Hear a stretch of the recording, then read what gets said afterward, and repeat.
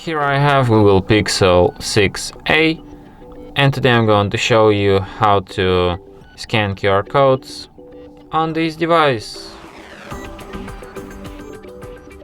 So firstly you have to open camera, and you can already scan any QR code with just your camera, but in any case if it doesn't work for you, you can just go to settings and enable Google Lens suggestions here.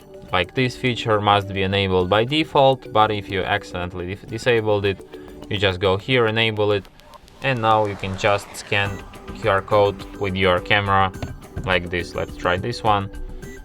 And as you can see, it already shows me the page which is being encoded here, suggests me to open it in browser. And that's how we can easily do this just with our camera. And that's it. Thanks for watching.